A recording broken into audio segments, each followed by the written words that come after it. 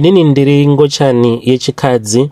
Ndine confession yangu yandiinayo. Ndinoda kukuudzai zvakaitika zuva randakakechwa nevamwe madha vanogara kuBorodale apa vakandibloka kuTikTok nekunoku kuFacebook. Ndinotya kuvafumura nekuti munhu ane mari dzake, you never know, munhu anokwanisa kana kuzongokuurayisa. Ndokusaka ndauya pano ndiine ghost account. Zita rangu inini ndinoitwa Shamaine uye zvekare ndiri mudzimai ndine makore 28 years ekuberekwa.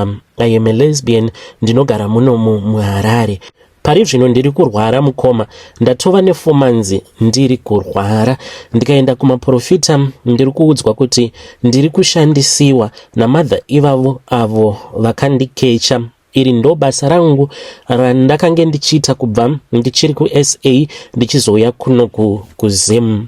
Ende ndinotonzwa mavoices evanhu vanotaura munzeve dzangu vachiti kwandiri uri kuzofa manje manje. Ndinogona kurota ndichiora, bhodhi yangu inenge ichiora, uye zvekare ndinoda kuti vanhu veZimbabwe munge muchindibatsira. Ndine friend yangu uyo ari kuSA wandakaudzawo nyaya iyi. Iye akati akambosangana nomumwe musikana wekuDRC ainge aine mari, ainge achida kuva ne-lesbian experience, asi musikana iyeye hanzi akazoshanduka akaita nyoka pakati peusiku. Saka akanditi dzoka kuno kuSA. Zvino mukomanashi inini passport yangu pandainge ndichiri kuSouth Africa ndisati ndadzoka kuno kukumba ndaipota ndichienda ndichinodhindisa passport yangu kubhodha reSouth Africa nekuSwaziland. Saka pandakazodzoka kumba ndakabva ndapiwa bhani. Manje mari ndainge ndisina yekuti ndige ndichigadzirisa bhani iri papassport. Apa ndava kurwara manje. kuSouth Africa kwacho usina mapepa akakwana hakuchaendeki zvekumhanya. Mukomanashi upenyu hwakandiomera kuti ndige ndichizosvika apa. Umwe munhu anokwanisa kuzvibvunza kuti wakazvarwa wakadaro here? Chii chinokonzeresa kuti ude vamwe vanhukadzi vakaita sewe? Gai ndikutsanangurirei nyaya yangu zvizere. Ndakatanga kuzviziva kubva ndichiri kuprimary school kuti inini I am attracted to women. I just did not engage muma normal relationship. Ndikangoti ndakazodiscover kuburikidza nevamwe teacher vangu vechikadzi. Ndakangoona kuti matarisiro avaindiita vairatidza kuti vakange vaine maskeletons in the closet. Ndakaita zvivindi ndikava approacha, ndikatanga kudanana navo. Ndini ndaitovadzidzisa zvokuita, saka vakazototanga kutondibhadhara. Ndikabva ndaziva kuti zvandiri izvi ndinogona kutageta vamwe vakadzi vanenge vari wealthy, vakadzi vamwe vanenge vachitodawo vakadzi but vachinyara, uye zvekare they will be willing to pay a lot of money for it. Saka muZimbabwe zvakange zvichitiremei. Ndaiwanzo kubata hangu macustomers emuBorodale kubva zvandakanyora O level ndichizofeila ndichizogara pamba. Ndo rakange riri basa rangu iroro. Ndakabva ndachizowana mukana wekubuda muZim ndikabva ndaenda kuSouth Africa. Ndikangoti kuSouth Africa for me it was the best because kuSouth Africa kwakasiyana nemuno muZimbabwe. kuSA hazvisi zvinhu zvinotonzi zvinoshamisa kuti unge uchibuda pachena kuti iwewe ndizvo zvauri. Saka ndava muSA kutono nemamwe maclubs ekutoti kunotozivikanwa kuti vakadzi vanoendako vanenge vasingaendi kunotsvaka varume, asi vanenge vachienda kunotsvaka vanhukadzi vakaita seniso. Saka unenge uchitofanira kutoti unge uchitoluka kuti munhu ange achikuchiva nekuda kwezvaunenge uri. Saka ndakatanga kuwirirana nemamwe malesbian dzakange dzatova shamwari dzangu dzeko kuSouth Africa ikoko. Tichiwirirana kudaro mukomanashi vakatanga kundidzidzisawo izvo zvavakange vachiita. Shamwari dzangu itsva idzi maSouth African vaiti kana kuri kunzi vakaenda kuhookup kana kuti waenda kuhookup, kana munhu uyo anenge akubhuka through TikTok, Facebook, zvaunozoita ndezvekudai unomuisira madrugs kana kuti masleeping tablets mudoro kana kuti mujuice, because vamwe vacho vanenge vatori vakadzi vanenge vasingatombonwi doro, obva wachizomuisira madrugs mujuice. Wamuisira madrugs mujuice kudaro, then obva wachizotanga kutsvaka mumba make mari. Vamwe vanhu vanenge vaine mari anogona kutokanganwa kuti mumba make mune mari, wotoba mari iyoyo kana kuba jewelry kana kuri kunzi unenge washaya mari kana kuti mawachi aya anodhura nemacredit card. Vamwe vacho vanenge vaine macredit card anenge asina kumbogara akatomboshanda, wototora nepin wotonoshandisa then ubva wazongorasa credit card iroro. Vazhinji vacho vakadzi taiti kana tikavabira nenzira dzakadaro kuti munhu ange achizomhangara nyaya yake anenge achinzwa achinyara kuti zvino kana ndikada kubuda papublic kuti izvi ndozvakaitika ndakange ndakecha umwe musikana apa ndiri mukadzi, nekuti vamwe vacho vanenge vatori vakuru kumabasa kwavo uye zvekare vamwe vacho vanenge vatori famous vanotozivikanwa. Ndainge nditori nevamwewo vakadzi vaitondikecha vainge vari famous vaitozivikanwa. Saka vakadzi ivavo waigona kutomubira kana wamubira kuti ange achizobuda pajekerere kuti ndakabirwa nemusikana ainge ari mulesbian. Vanhu vazhinji vanenge vasingadi kuti vamwe vanhu vange vachizviziva kuti ndo zvavanoita in the dark. Saka taiti kana tikaba kana waba kudaro uchingobvapo pamba pemunhu iyeye wobva watomubloka manumbers ake, womubloka kuTikTok, womubloka kuFacebook, kwose uko kwaunenge wakambotaura naye, then you would move on to the next target. Nekuda kwekuti kuSA kwainge kwava kuti netsei, ndipo pandakabva ndachizoita move back to Zimbabwe. Ndadzoka kuZim, handina kusiya basa rangu randainge ndajaira kuita ndiri kuSouth Africa, because all along ndiri kuSouth Africa ini kushanda ndakange ndisingashandi, ndaingozvigarira pamba ndichingoendeswa kumabhawa nevamwe vakadzi malesbian vechikuru, ndichivanakidzawo ndichivaitira zvavanenge vachida pabonde. Saka ndaitongochengetewa nevamwe vakadzi vechikuru maSouth African kuSouth Africa ikoko. Ndadzoka kumba chekuita handina, ende kuno kumanje ndadzoka ndakatanga kutambudzika kuti ndinge ndichiwana macustomers angu aya ekudhara, because most of them they had moved on with life. Saka patori nezvimwe zvinhu zvekuti isusu semalesbian unogona kutongoziva kutoti munhu uyu is a lesbian. Saka kunyange profile rangu kana kuri kunzi ndaikwanisa kukupai profile rekuTikTok patori nekareimbo. Saka kareimbo ikako kunomwe mukadzi anogona kutoziva kutoti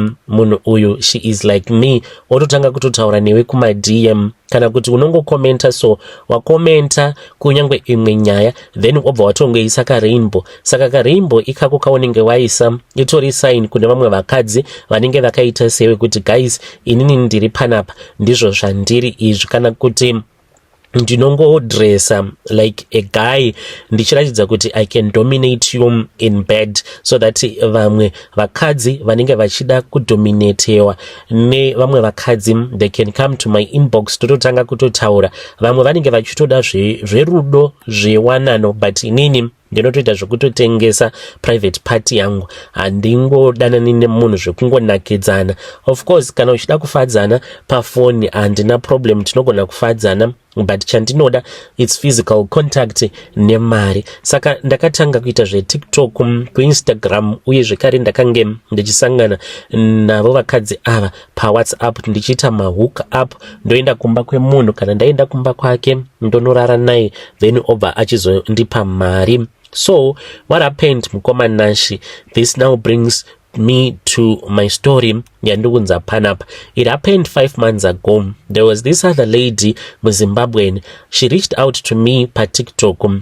Her profile ndakangoti ndavhura, iyewo ainge atoona kuzoti apa paita zvegentle lady nekuda kwemapfekero andinoita. Saka akabva auya kuinbox tikatanga kutaura, tichimotaura, and she was asking me questions like are you married, this and that. Ndikatoziva kutoti munhu uyu ari kutotapirirwa neni. Ndikabva ndati how can I be married iko kunze kuine vakadzi vakanaka sewe. She started blushing. Within a few days, she asked me kuti ndinobhadharisa mari for a night. Saka she then paid me and gave me address yekuBorodale. Saka ndakabva ndasvika pamba pake muBorodale. Ndakasvika pamba pake wakange huri usiku. Imba iyo yakanaka mukoma Nashi. Saka ndakabva ndapinda. Pandakabva ndasangana naye ndakaona kuti ainge ari mukadzi wechikuru. She welcomed me in, offered me expensive wine. Then we started drinking, spending the evening together. Zvose zvakange zviri ball, just like many of my previous hookups andakaita ndiri kuJoburg zvikare nemuno muHarare. Ndikangoti ndakati ndapedza naye ndamushanda because if you book me kana ndichida kukubira ndinomeka sure kuti ndakushanda zvekuti unosara wakaparara, if you know what I mean. Saka ndamushanda kuda kwe about 3 to 4 hours yakabva yangoti zii munhu ainge atodhamba nehope. Akarara kudaro, inini ndakabva ndamuka pandakangonzwa munhu ava kutoridza ngonono. My old habits kicked in. Ndakabva ndatanga kutsvaka chandaikwanisa kuba mubedroom imomo. Saka ndaburuka pambedha ndakabva ndatanga kufamba doing my usual routine. Ndakacheka designer bags ake akange ari vanity table. Ndikabva ndaona kuti makange muine mari yaikwana iyo kuita $600. Ndokubva ndatora mari handina kuda kugumira ipapo. Ndakabva ndati I want something. Ndaingonzwa kuti mumba munogona kunge muine gold kana kuti jewelry randinogona kuzonotengesa. Ndikatoita mari ndikatotanga kamwe ka businesses. Ndakafamba mukomana ndichitsvaka asi handina chandakawana. Saka mu bedroom macho mutori ne wardrobe.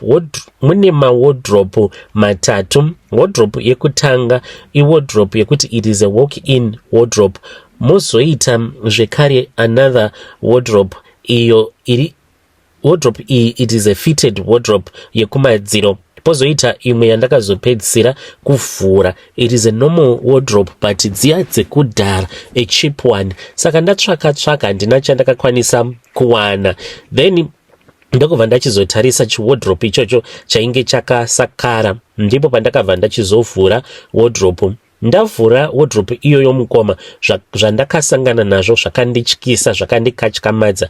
Ndakaona kuti pamusoro perimwe bhegi rakange ririmo rainge riri monaki rebrown but rairatidza kuti monaki iroro ndera 19 gocha nhembe because ndere leather but leather yacho yakaita kusakara. Saka ndakashamisika ndichiona bhegi iroro. Pamusoro pebhegi ndikabva ndaona kuti pakange paine nyoka iyo yainge iripo. Nyoka iyi mukomana she yainge iri hombe uye zvekare yainge iri yeyellow, iri rudzi rweshato. Ndokubva ndatongovhara wardrobe ndikatongoziva kuti chii chandainge ndaona. Saka ndakabva ndadzokera pambedha ndaingonzwa kubvunda. Iyo akabva amuka akatotanga kutondibata. Ndakaita naye zvangu bonde.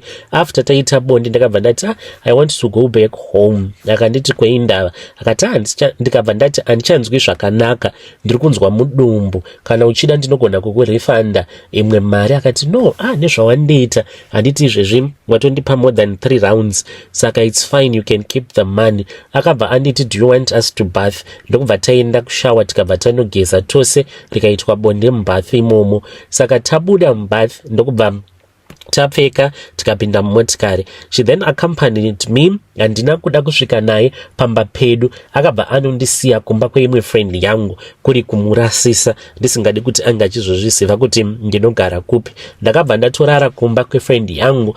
Akatoshamisikawo. Ndikatomunyepera kuti ndatobva kuSouth Africa because she is a friend of mine uyo wandakatanga kuwirirana naye muSouth Africa and she is married.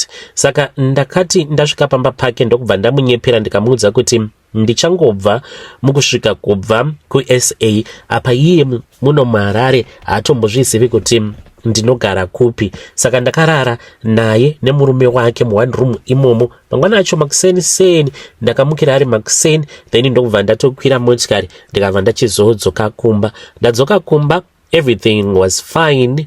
Then ndakabva ndatanga kunotisa kuti there is something that is wrong with me. Ndaigona kungorutsa uye zvekare ndakatanga kunzwa pain. Guvhu rangu richiita sekunge rinodhonzewa richidhonzerwa mukati. Pain iyoyo ndikangoti yakange isingatsananguriki, marwadzo acho ainge ari too much. Saka I started to experience too much pain uye zvekare ndakatanga kuita heavy bleeding, ndichinzwa kuti kana simba handina. Ndakabva ndachizoenda kwachiremba. Ndakatanga ndaenda kugovernment hospital. Ndaenda kugovernment hospital paya handina help chaiyo yandakanyatsokuwana. Ndopa ndakabva ndachizoshandisa imwe mari yandainge ndiinayo ndokubva ndachizoenda kwaprivate. ndasvika kwaprivate vakabva vaita mascan vakabva vati kwandiri ndainge ndiine mafibroids, saka ndinofanira kuti ndige ndichizoitwa an operation yekubviswa kwemafibroids iwawo. Ndakambonamata ndikati Mwari, handidi kuti ndinge ndichinzi ndazoitwa operation ini.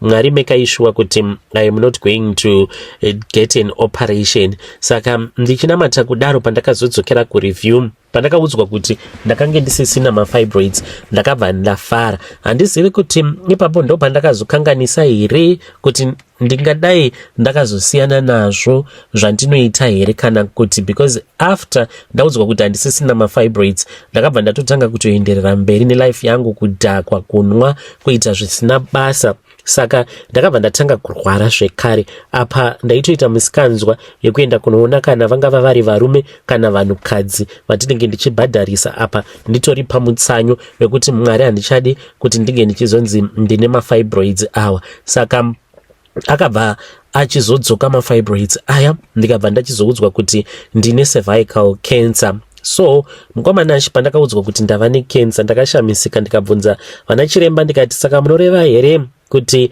pandakambouya ndichizodzoka kureview hamuna kuzviona kuti ndine cancer? Sei makatanga mandiudza kuti ndine mafibroids? Vakati cancer iyi inoita sekunge yainge yakawanda yazongoappear from nowhere. Saka right now ndipo pandiri ndaudzwa kuti ndine cancer. Ndakabva ndachizoenda kune imwe n'anga. Sezvo ndichita zvekutengesa muviri wangu, hapana pandingangorilaya on my natural beauty. Ndinotoshandisawo mishonga yechivanhu kuattracta macustomers. Ndaenda kun'anga, ndo pandakabva ndachizoudzwa kuti ndakapinda mumba memunhu akaromba, uye zvekare ndakaedza kuvhima mumasango akateyewa nechekare. Masango andakaedza kuda kuvhimira ndiri maari haasi masango andainge ndichitendedzwa kuti ndige ndichizovhima ndiri maari. Ndakabva ndabvunza kuti zvino ndoita sei? Vakabva vanditi sekuru ivavo vari kuda mari inokwana iyo kuita $9,000. Ndikati $9,000 iyi inenge imbori mari yei? Vakabva vati kwandiri imari yekukuchenura, uye zvekare imari yekuti ndige ndichidzinga chikwambo, nekuti une chikwambo chandiri kuona chiri muchibereko mako. Vana chiremba vakaona sekunge icancer nemafibroids, but une shato iri kugara mudumbu mako. Paunoti wakaona shato iri muwardrobe iri pamusoro pebhegi, mubhegi imomo dai wakavhura ungadai wakaona kuti mainge mutori nechidumwa chirimo nemimwe mishonga, uye zvekare nemazita evanhu avo vakachekereswa nemukadzi wawainge uinaye. Saka shato iyi yakatsamwa, yakagumbuka nekuda kwekuti inoti wakaifumura yakafumuka, yakange isingafaniri kuti inge ichizoonekwa nemunhu akaita sewe. So saka mukomana $9,000 hanzi vafanira kuti vange vachizoenda neni kumadziva. Kana vaenda neni kumadziva, then ndobva ndachizonochenurwa, uye zvekare panozodiwa more money on top kuti ndige ndichizodzokera pandainge ndiri. Mari handina mukoma, kana dola chaiyo handitomborina. Izvezvi nditongoriwo broke. Ndikudawo maadvices kubva kune vedare renyu. Kana paine munhu anogona kundikweretesa mari iyoyo, kana ndikazoshanda ndinogona kuzomubhadhara. Uye zvekare kana paine umwe mukadzi anenge ari izvozvo zvandiri, anenge achida munhu wekufara naye, I am here, uye ndinoda kuti munge muchindibatsira. Muri yeZimbabwe ndo message iyo yandakatumidzirwa ichibva kuna vanzvadzi vedu. Ngatizamei kuti tinge tichitaura navo mucomment section zvakangooma hazvo vedu we. Let us try to speak with our dear sister mucomment section. Pakaipa. Nanzi muHarare mutori nemarket yakakura chaizvo nevakadzi vechikuru vanofarira izvozvo, uye zvekare hanzi vanotobhadhara zvekutodaro. Let us try to speak with our dear sister mucomment section. Regedzai tibva taenda panyedu inotevera. Nyedu inotevera yakamira sekudai so. Hanzi makadi zvenyu mukoma, please post my story makavigawo chitupa changu. Mukomana kana mukazonzwa zvichinzi munhu afa, zvechokwadi apa munhu anogona kufa nyaya yangu yakamira sekudai. Ndiri kunzi naex baby daddy uya kuno apa ndigere nemurume wandakazvara naye mwana 1, but kumashure kwandakabva ndakabva nevana vangu 3. Ndiri mudzimai uye zvakare ndine makore 33 years kuberekwa. Current hubby mudiki kwandiri ndichati ne 2 years. Hubby wandakasiya tainge takaenzana, taidzidza tose pasame secondary school. Takazoitawo musikanzwa sevana, then ndokubva achizondipa pamuviri. Andipa pamuviri kudaro ndakabva ndachizotizira, asi magariro andainge ndichiita ainge asina kunaka. Kunyangwe zvake akange ari munhu ainge ari right, pandakazongoramba ndepekuti ainge ava kundihurira. Tainge tigere kumaruzevha, mukoma aitevera mashabhini. Ende kumashabhini ikoko aizoti kana odzoka obva andipa ma-STI. Ndikangoti muhudiki hwangu ini kusvika ndichizozvara mwana wenumber 2 handina ma-STI, andinoti handina kusangana nawo. Ndakazogumisidzira ndatova HIV positive. Ndakatombosimuka ndikasiya musha. Ndasiya musha kudaro, then ndokubva achizondinyengerera. Pandakadzoka he made sure kuti ndakasika ndaita pamuviri. Ndaita pamuviri kudaro ndopa akatanga kunyatsokundichuchisa. Ndakazoona kuti ndainge ndatova HIV positive kuburikidza nekuenda kuscan. Ndopa ndakaudzwa kuti ndainge ndiri HIV positive. Ndakarwadziwa zvisingaiti, ndakamboshingirira kusvikawo ndichizobva pamurume ndokubva ndachizosangana na current hubby uyu ndakasangana naye munyika yeSouth Africa. Iye zvake ainge achitozviendesa kuchikoro, handingataure zita reuniversity, but aitoshanda achitozviendesa hake kuchikoro. Paakazvizivawo kuti I was HIV positive, akati kwandiri ainge asina dambudziko nazvo. Ndaiva ndiri pamaperiods, ndaifungidzira kuti ndainge ndisingazomutapuriri chirwere, but zvakazongoendawo nepamwe akazotanga kurwara, ndikazoenda naye kuchipatara. Ndopatakaudzwa kuti zvainge zvisina kumira zvakanaka, chirwere chainge chatopararira muropa rake, meaning kuti he was HIV positive. Haasati akambondituka uye zvekare haasati akambondiudza mashoko akaipa pamusoro pekumupa chirwere kwandakaita. Saka takazoti tagara munyika yeSouth Africa. Akabva achizowana mukana ndokubva achizowana basa rake rakanaka muno mumuzimu. Takabva kuSouth Africa tikabva tauya kuZimbabwe. Tauya kuno takagara zvakanaka. Akabva ati iye ainge achida kutora motikari, sezvo akange ava kutoshanda basa raanoshanda ibasa rakanaka chaizvo. Then ndokubva tatora motikari kudaro takabva tatora imba.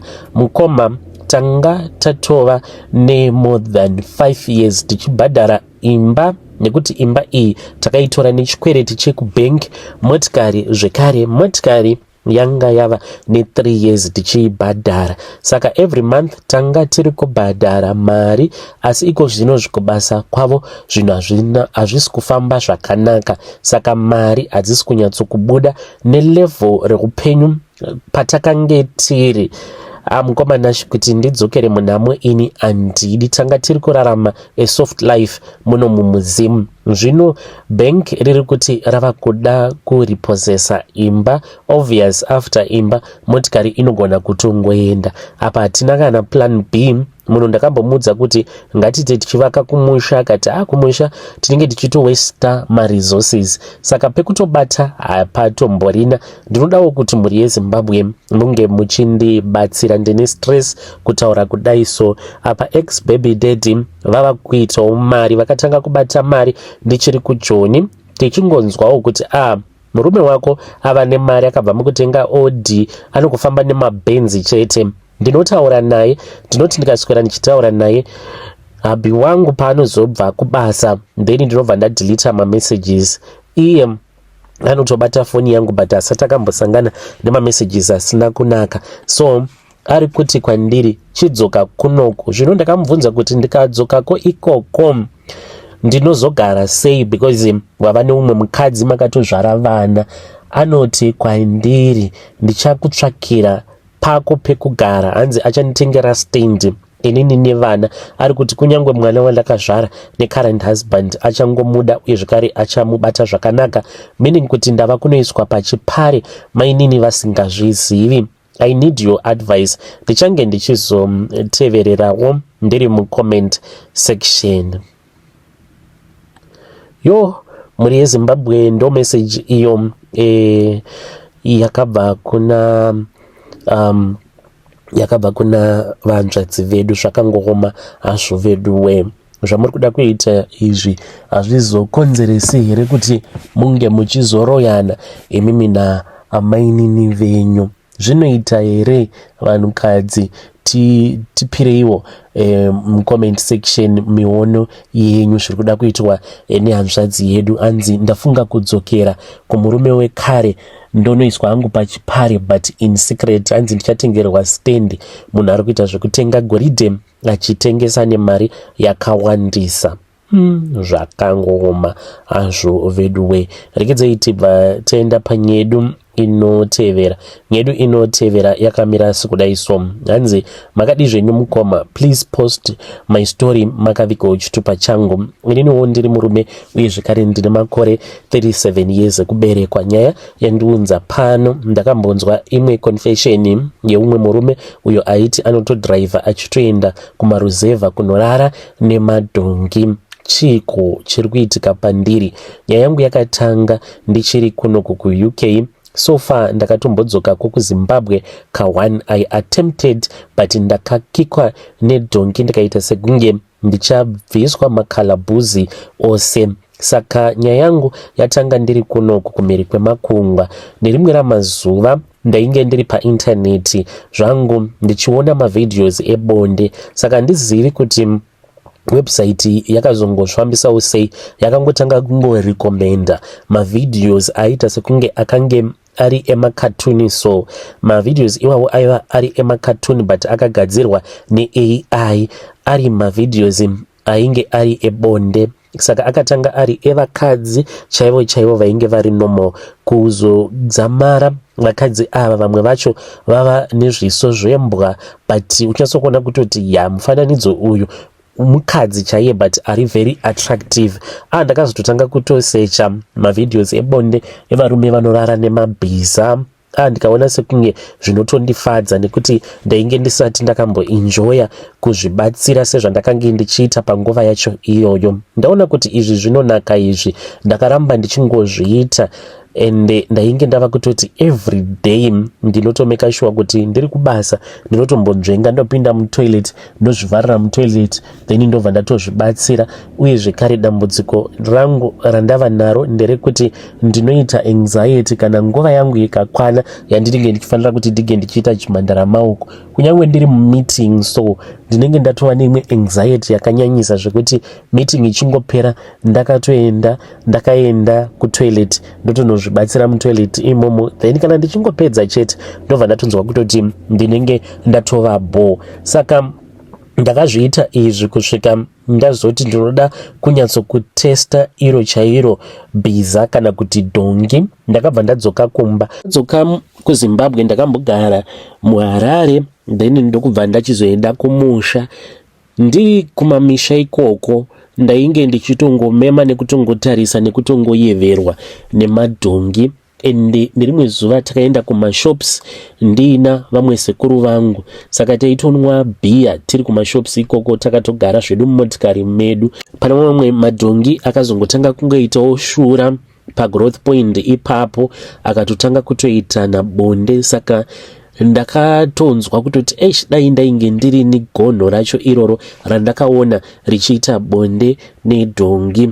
Saka ndakazoti huri husiku ndainge ndakatodhakwa, ndipo pandakabva ndachizoenda kudanga ndikabva ndaedza kuti ndinge ndichirara nedhongi asi rakandikava rikapotsa randibvisa makalabhuzi. Ndakazotoita mazuva kwakazvimba uku apa ndisingadi kuti vanhu vange vachizviona kuti ndizvo zvandainge ndava, ndichingoudza vanhu kuti ndainge ndisinganzwi zvakanaka.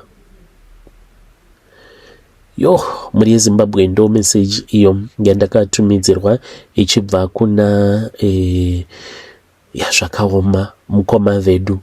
Chiko chiri kumboitika? Let us try to speak with our dear brother mucomment section dai masiyana nazvo izvozvo zvamuri kuita. Strange things indeed they do happen in this world. Vadiwa vateereri, ndo mamessages andanga ndakakubatirai. Ngatisanganei zvekare mune zvimwe zvirongwa zvinotevera.